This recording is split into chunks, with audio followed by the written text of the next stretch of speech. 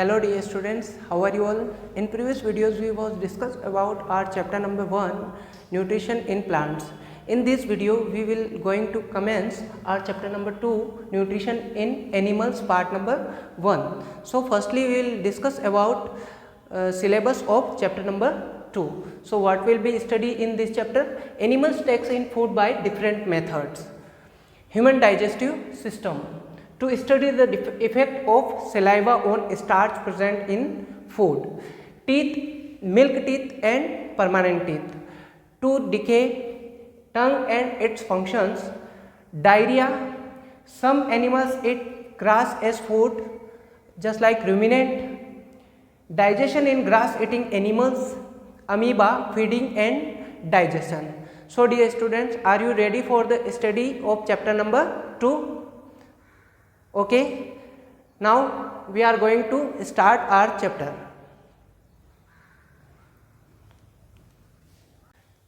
Dear students, we have already studied in previous chapter plant can make their own food by the reaction of photosynthesis, but animals including human cannot make their own food. हमने पहले ही chapter में पढ़ा है कि plant जो है photosynthesis के reaction से अपना फूड खुद बना लेते हैं, लेकिन एनिमल्स अपना फूड नहीं बना पाते हैं. वो अपने फूड के लिए प्लांट के ऊपर डिपेंड होते हैं. तो हम कहीं ना कहीं सारे जो एनिमल्स और जो ह्यूमंस हैं वो अपने फूड के लिए प्लांट के ऊपर डिपेंड होते हैं. कुछ ऐसे एनिमल्स या जो ह्यूमन बीइंग होते हैं वो अपने फूड के लिए एनिमल्स के ऊपर भी डिपेंड होते हैं, बट वो एनिमल जो है वो वापस अपने फूड के लिए फिर प्लांट के ऊपर डिपेंड होते हैं. तो हम कह सकते हैं कि पूरे जो मेन रिसोर्स जो होता है फूड का वो प्लांट होते हैं. हम अपने फूड को ऑब्टेन करने के लिए जो वेजिटेरियन हैं वो राइस, व्हीट वगैरह, सीरियल्स वगैरह इनके ऊपर डिपेंड होते हैं, और कुछ जो नॉन वेजिटेरियन होते हैं वो अपने फूड के लिए चिकन वगैरह, मीट वगैरह इनके ऊपर डिपेंड होते हैं. तो हम इस चैप्टर के अंदर किस तरीके से एनिमल्स के अंदर न्यूट्रिशन लेते हैं उस न्यूट्रिशन के बारे में पढ़ेंगे. So let us discuss about the definition of animal nutrition. So what is the animal nutrition? The process of taking in food by an animal and its utilization in the body is called animal nutrition. एक animal के through body के अंदर food का लेना और उसका utilisation करना ही क्या कहलाता है? एनिमल न्यूट्रिशन कहलाता है. Nutrition in animals takes place in 5 step. Nutrition जो होता है एनिमल्स के अंदर वो 5 स्टेप में कंप्लीट होता है, which is the ingestion, digestion, absorption, assimilation and egestion. तो इन 5 स्टेप्स में क्या होता है? एनिमल्स के अंदर न्यूट्रिशन कंप्लीट होता है. So what is the ingestion? Ingestion means taking food inside the body. Body के अंदर फूड को लेना. This process is known as ingestion. Body के अंदर क्या करना? फूड को लेना ही इंजेशन कहलाता है. And what is the digestion?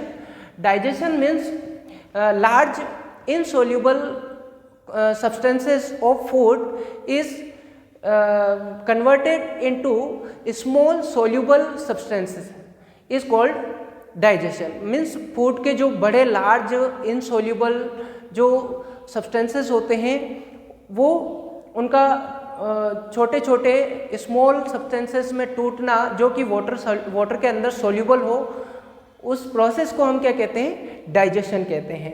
And what is the absorption? Absorption क्या है? Absorption means digested food passes into the intestinal wall and from the intestinal wall into the blood stream. जो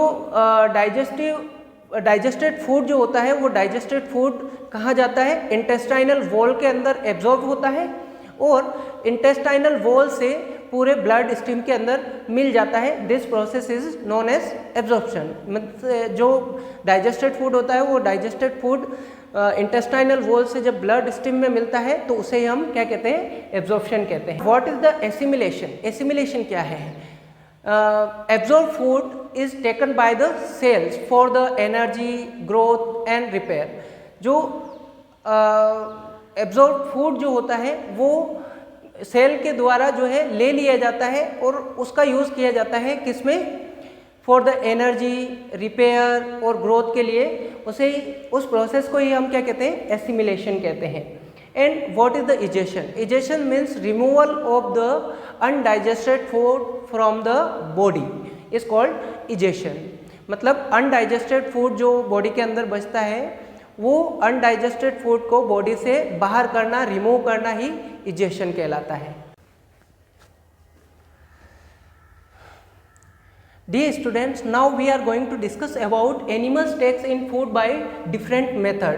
किस किस method से animal जो है वो food लेते हैं।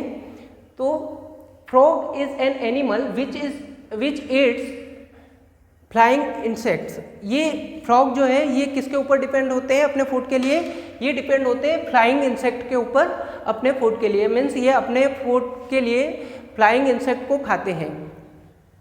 Next point, butterfly uses its long feeding tube to suck nectar from flowers.